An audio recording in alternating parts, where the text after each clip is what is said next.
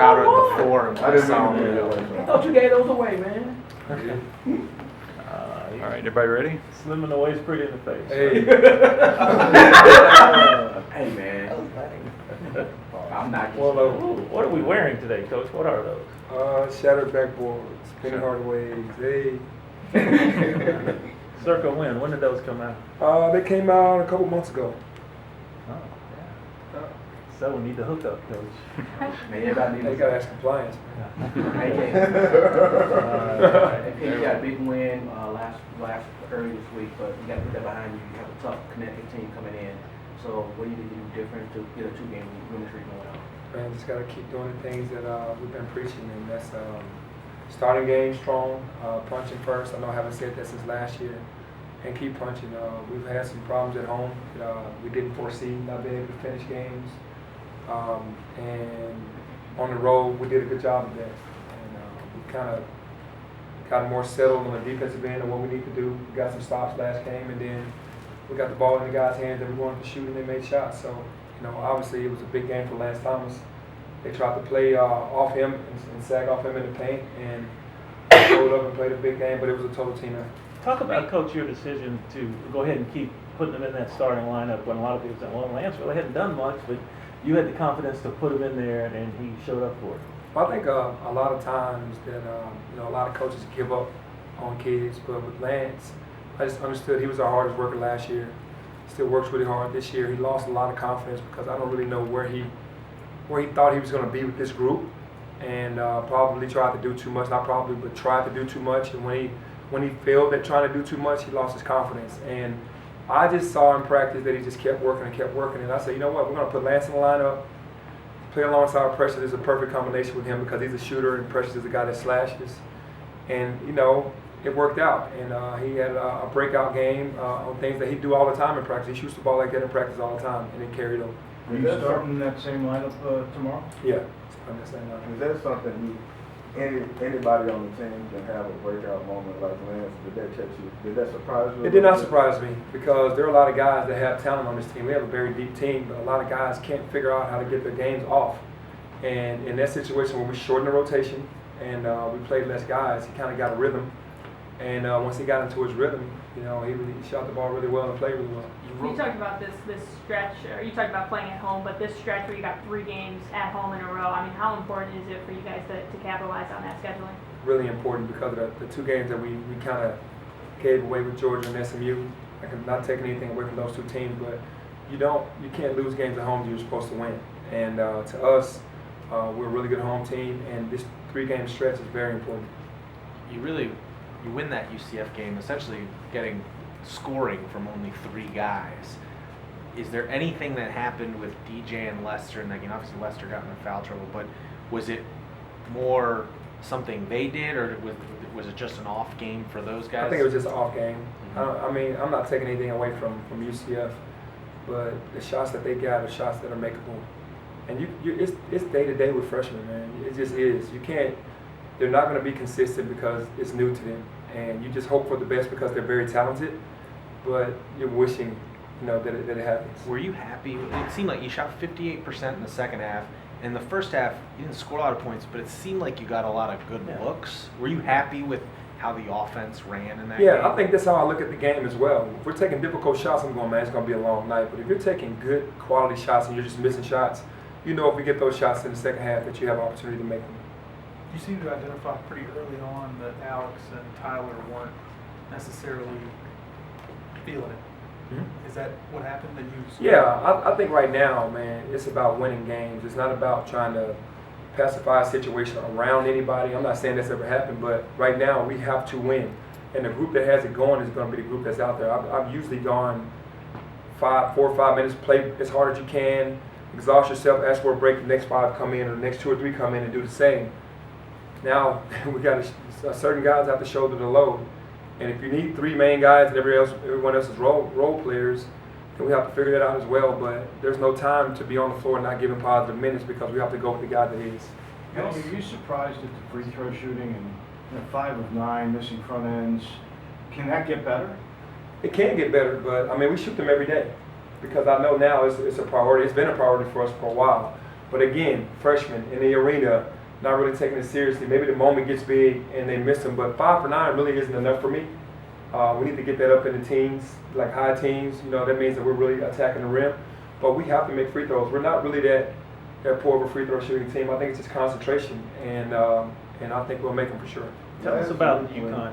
Tell us about UConn now. I know they started out. They had a lot of high hopes. They lost a couple of players injury-wise, but what do they look like now to you? Yeah, injuries have been hitting them a lot this season. They're a really talented team. They have great guards.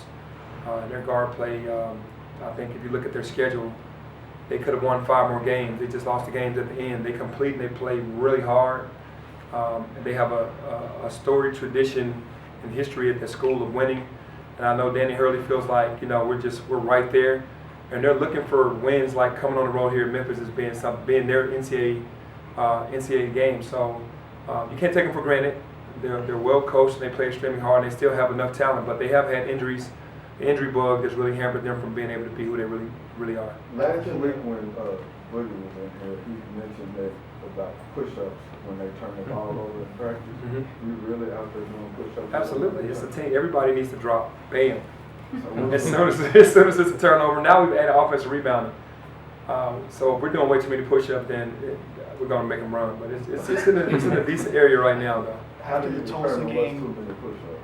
When you're on- I would say we're doing 5 for every turnover and 5 for every offensive rebound. If it gets into the 20s, 30s area, now it's like, okay, you guys got to run. Now, you gonna get too swole You or said you something? don't do a lot of yelling and screaming, but you would. Have you had to be hard on them? since I don't know if you guys really notice my method because I'm not as nice and calm as you guys think I am. Maybe I'm just really smooth in how I get it off. But these guys, ask my players, it's like I don't have to be animated to get my point across. It could be a look, it could be in the huddle. I really kind of say before the huddle. In the huddle, there are some choice words and some things going on right there, but you really got to stay calm because when you're dealing with freshmen who are all like fragile, you can't yell and scream. You got to know who you can yell and scream at and who you can do that to. This has been built, UConn's obviously leaving the conference. There was a report out of Connecticut this summer that that Memphis and UConn might have been in discussions about continuing this series. Is that accurate? If I can remember that, man, that sounds familiar, but I can't even remember that. But I wouldn't be opposed to that, to keep. There's no keep playing. formal discussion No. going on or anything No. like that. While we're talking about games and schedule, no update with Kentucky. No update yet, but I'm sure me and Coach Calvin will speak for sure. Since we're talking scheduling, anybody else on the near future that might not have been in the works in the past?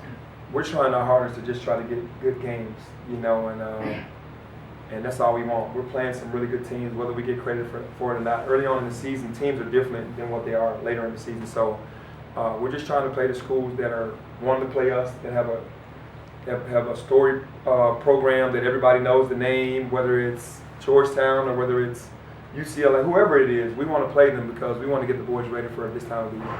You've always said you wanted to play the best to prove you the best. So do you foresee a situation where people that don't want to play you now, they have to come calling you to get on the schedule? I don't know if they'll do that. I don't think that's how it works. I think that some teams will get in MTEs.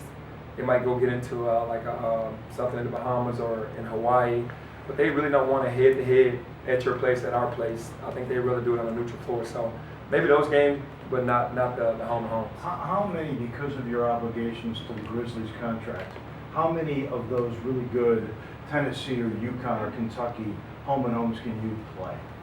I'm thinking 2 or 3 at home. Yeah, 2 or 3 for sure.